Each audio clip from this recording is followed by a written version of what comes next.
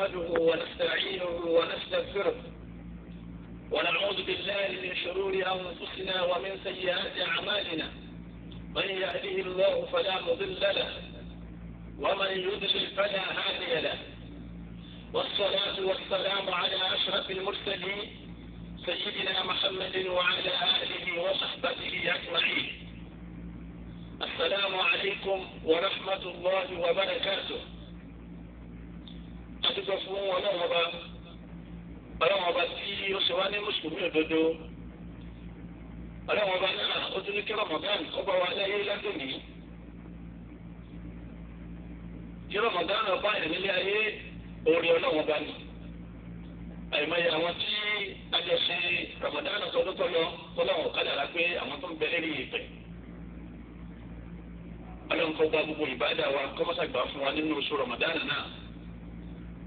eléyìí ni àlàyé ṣókí nípa ọ̀rọ̀ Ramadan àti àwọn àgbọ́yé ẹ̀sìn tó wà nínú ààwẹ̀ Ramadan àti gbogbo gbọ́jẹ́ pé ọ̀ràn yẹn ní fún gbogbo mùsùlùmí àgbọ́yé kásìmá àdìbà sí ọlọ́wọ́ bá gẹ́gẹ́ bí òjíṣẹ́lá Muhammad sallallahu alayhi wa sallam gẹ́gẹ́ bí ànábì sì sí ọlọ́wọ́ bá. máa ń wọ sọ́ọ̀n kí ní jẹ́ àwẹ̀. àwẹ̀ هو الإمساك عن الأكل والشرب والاجتماع.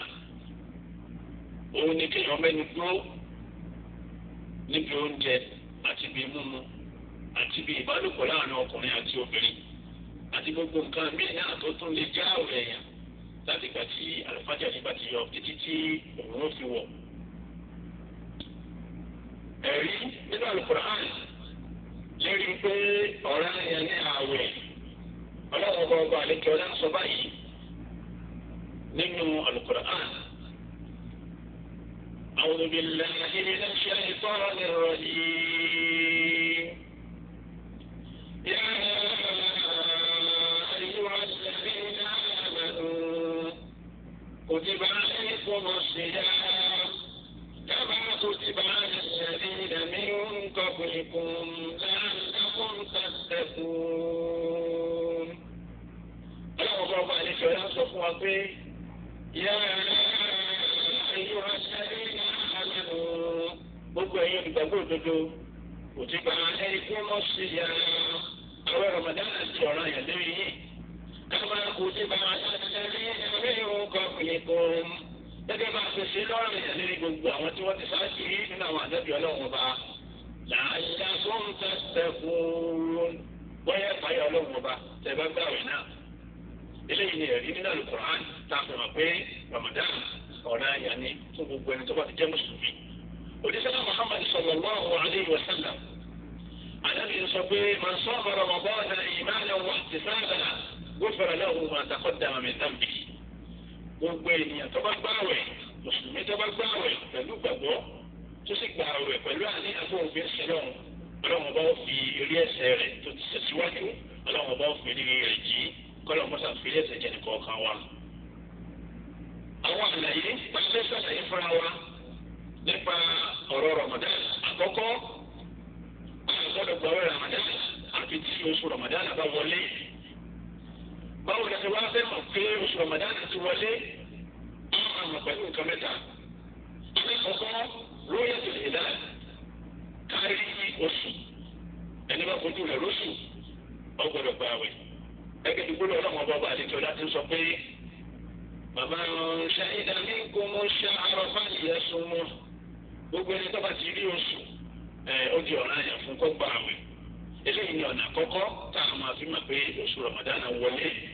ọ̀nà ẹlẹ́ẹ̀kejì tí yóò fi mọ̀ pé Ramadan ti di gbígbà ó sì ti wọlé àlejò ìfipáàrọ̀ àlejò kúrò nípa gbogbo oṣù ẹni tó lọ sí ìlú pásítọ̀ ìfọlọ́lá ẹ̀ ló ń gbé ẹ̀rọ mùsùlùmí tó ti bẹ̀rẹ̀ nílé. bẹ́ẹ̀ ni wọ́n ti wá sọ pé wọ́n wọ́n lóṣù òkúta ẹ̀rọ ìṣe ọ̀rọ̀ tó ń bọ̀ pé pásítọ̀ òrí òun ò ní sáà. nígbà tó ti pásítọ̀ náà pé Ramadan àwọn ọ̀rọ̀ pásítọ̀ òrí pé ní wọ́n lóṣù. eléyìí ní ẹ̀rọ ọ̀sán nínú àṣẹ ìṣẹ́lẹ̀ عمر رضي الله عنه قال تبع الناس بلادة فأخبرت رسول الله صلى الله عليه وسلم عني رأيته فصام وأمر الناس بالصيام رواه أبو داود. عبد الله بن عمر قال يقول سيدنا محمد صلى الله عليه وسلم الصلاة التي بين الذين خرجوا أو يخرجوا من السجن. النبي بس وفيه يتوقع نبي أعطاه المني. النبي باوي النبي سبحانه وتعالى لا سيكون باوي. النبي وسيسوي عبد الله يسوني بتوجيه oṣù eléyìí ní tòmá gbé ọ̀nà kejì tá a fi mà ní pé kágbọ́rọ̀ tó bá ti jẹ́ pé lọ́dọ̀ mùsùlùmí tó sì jẹ́ èèyàn ní dédé. ọ̀nà ẹlẹ́kẹ̀ẹ́ta ìkìmáàlù ó tẹ̀sí sáré sábà àti ilẹ̀ ọmọ. ọlọ́sù láti gbọ́gbọ́ wọn lọ́sù ẹ̀kẹ́ àtòkù fún wa ní pé káṣá sàbáàlì tó pé ọgbà tí sàbáàlì bá ti gbọ́gbà kábẹ̀rẹ̀ Ramadan gẹ́gẹ́ bí ọ̀rọ̀ sẹ́lá Muhammad sọ pé súnmọ́ olóró yá sí ẹ̀rọ àgbàwẹ̀ bẹ̀ẹ̀ bá lọ́sù wà dúró yá sí kẹ́sì máa sọdún ẹ̀ máa sínú bẹ̀ẹ̀ bá rí oṣù. wà á yẹ kó máa lẹ́kùn bí kùrùkùrù bá wá tí oṣù lọ́wọ́ àbí ẹ̀sùn ní òwe tí oṣù lọ́wọ́ tẹ̀lé fàásù nínú ìlànà ìjàdàkàlà sí ẹ̀ka ọjọ́ ṣàbá òpin ọgbọ̀n.